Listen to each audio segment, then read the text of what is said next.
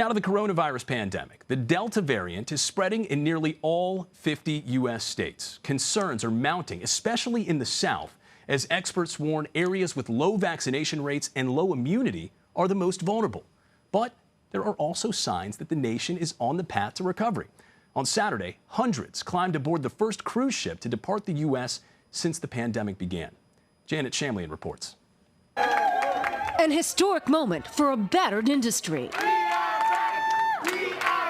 The Celebrity Edge is cruising the Gulf of Mexico tonight. My experience has been great so far.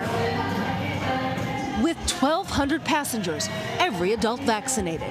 But memories still haunt of COVID outbreaks on ships, hundreds sick and 10 deaths.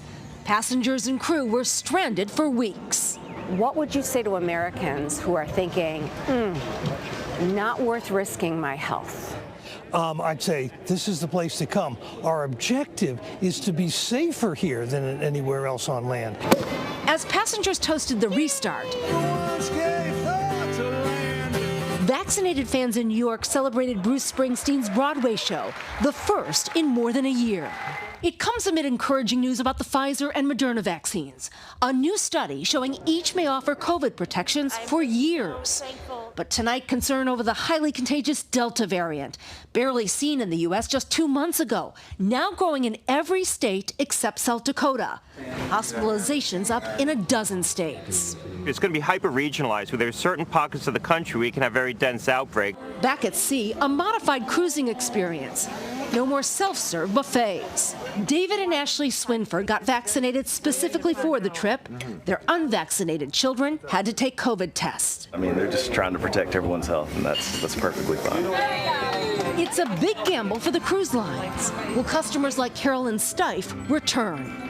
And since the pandemic, I tell you, I've been homesick for it, so I'm glad to be back.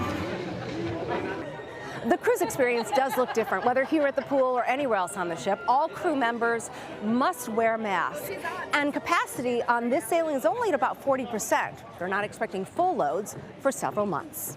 Mola? On what I imagine is a very difficult assignment aboard the Celebrity Edge cruise ship. Thank you, Janet. Dr. Taison Bell joins me now. He is a critical care and infectious disease physician and the medical ICU director at the University of Virginia in beautiful Charlottesville. Thanks for joining us, Doc. Thank you. The former head of the FDA says that parts of the United States could experience, quote, very dense outbreaks as the Delta variant continues to spread. So how likely is this to happen, and which parts of the country appear to be the most vulnerable? Well, unfortunately, I do think that it is likely in the pockets of the country that have low vaccination uptake rates. And I'm thinking about, in particular, states in the Deep South, Louisiana, Alabama, in states in rural areas and other parts of the country. Areas where you have vaccine uptake rates around 35% or so. These are areas that are going to remain very vulnerable to the Delta variant and other localized surges. So we saw this happen last summer with the surge associated with summer travel, people going indoors. And while I don't think we'll see that national surge like we saw last year, I think that it will be hyper-regionalized. According to a new Gallup survey, 3 in 10 Americans believe that the pandemic is over. 30% of the country. They're looking around, they're seeing lockdowns lifted, businesses reopened, people starting to travel again, and they think that the worst is behind us. So as you hear that, is that a concerning mindset to have? Well, we've certainly turned a corner when it comes to the pandemic. When you think about the situation last year compared to now, but we're far from over. Vaccination really is the protection that will take us forward and to really turn a corner on this. And when we have low vaccine uptakes in parts of the country, we've got millions more to vaccinate here. We have billions more to vaccinate around the world. And we saw the example of what can happen when a surge in a place far from home can lead to variants that can set you back to square one. So we've seen that potential is there. And until we really vaccinate a vast majority of people across the world, we really can't say that this is truly over. One of the biggest obstacles in that critical vaccination effort, as you mentioned, at least here in the U.S., is getting young people to roll up their sleeves. Is this just that invincibility mindset? I mean, why do they seem to be more skeptical, and how do we reach them? Well, you and I have both been young adults at one point, and around, like many others, there is a sense that you may be impervious and things may not apply to you and you're very healthy. And while it is true that young adults with COVID-19 do not have the worst outcomes that we see with older Americans or those who are immunocompromised, for example, long COVID is still a concern with young adults. There was a recent study that showed that over half of young adults who were infected with COVID-19 at 6 months had persistent symptoms like loss of taste and smell, memory problems. So this is a very big deal, even if you don't become seriously ill. And of course, you're much less likely to spread to others. So if you're around people who are higher risk, then there's a benefit as well. I think it's also time to continue thinking about creative ways to get people to get vaccinated. So I like things like incentives, whatever we can do. And then switching from our centralized mass vaccination strategy that we used the earlier part of the year more to localized strategies and getting it into doctors' offices. A recent study by the African American Research Collaborative and the Commonwealth Fund found that out of half of Americans who remain unvaccinated, they are open to being vaccinated if they were being received by their local physician. So we have to find a way to get the trusted healthcare providers that Americans know to be able to message them directly in the clinic and the office.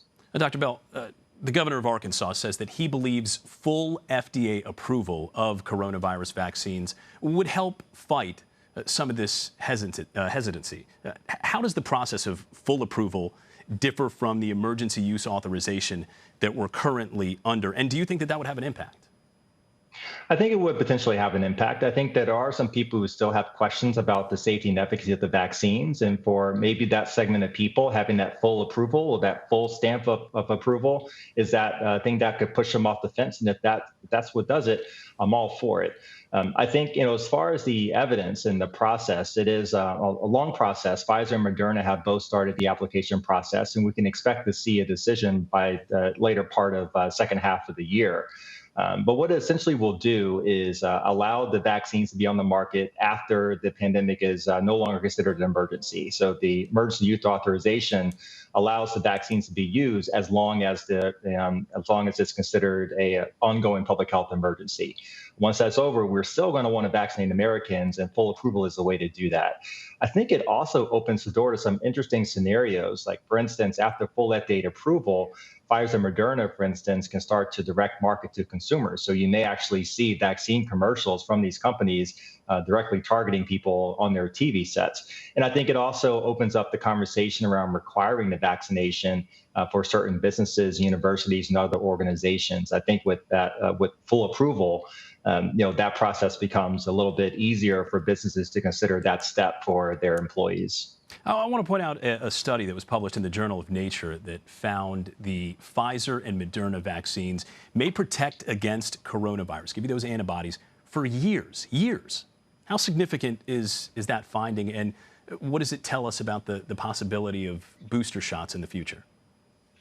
So this was a really interesting study. So what they did was they took around 41 participants who had all been vaccinated with the Pfizer vaccine, 2 doses fully vaccinated. 8 of them had actually been prior infected with COVID-19. And then they studied the lymph node reactions directed against the coronavirus. Now, if you've been sick before, you may know that your lymph nodes may swell up and your doctor may check them as a way to kind of determine if you're sick.